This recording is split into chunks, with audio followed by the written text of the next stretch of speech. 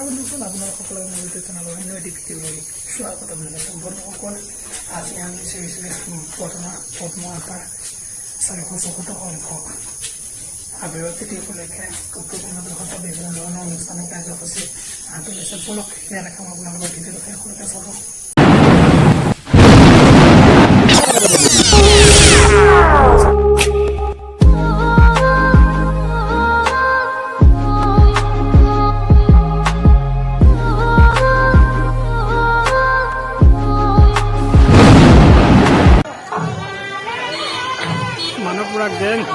আমি এতিয়া অলপ ভিতৰলৈ সোমাই যাওঁ, আপোনালোকক সকলো দেখাম। চাই থাকিব, সেয়া দেখিবলৈ পাইছে কাষতে কেনেদৰে ছবিবোৰ আঁকি থোৱা হৈছে। চাওক ভিডিঅ'টো শেষলৈকে। এয়া কাষতে প্ৰাকৃতিক সৌন্দৰ্য বা অসমৰ বিভিন্ন থলুৱা যিবিলাক চিত্ৰ, এইবোৰ চিত্ৰবিলাক ইয়াত খোদিত কৰা হৈছে।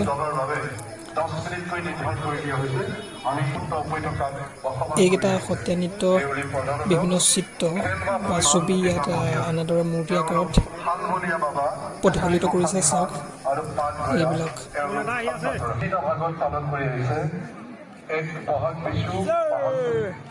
আমি এতিয়া উত্তৰ কমলাবাৰী সত্ৰৰ যিখন মূল আসন আছে, মূল আসন থকা ঠাইলৈ যাওঁ। আপোনালোকক দেখাম, চাই দিব ভিডিঅ'টো সকলোকে।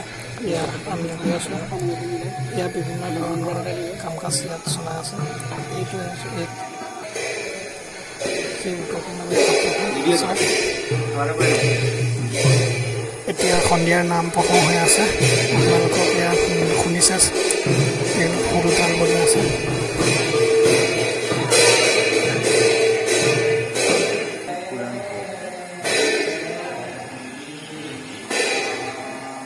এতিয়া নাম প্ৰসংগ কৰি আছে।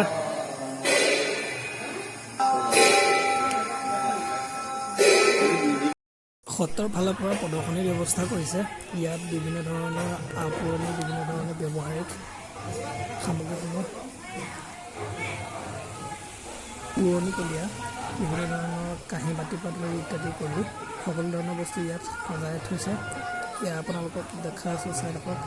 বিভিন্ন ধৰণৰ মূৰ্তিসমূহো ইয়াত আঁৰি থৈছে। ইয়াত চাওক।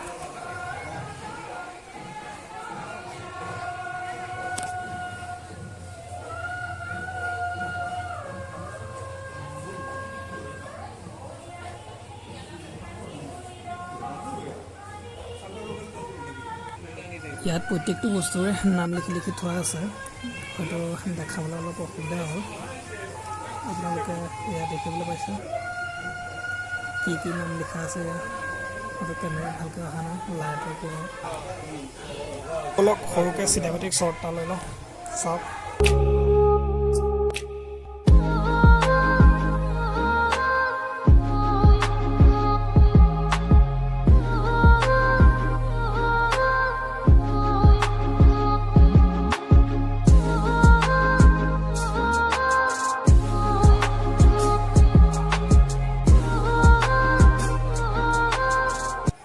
সকলোতে নামবিলাক লিখি থোৱা আছে।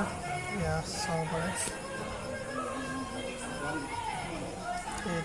এইটো নাম লিখা আছে ভেৰু।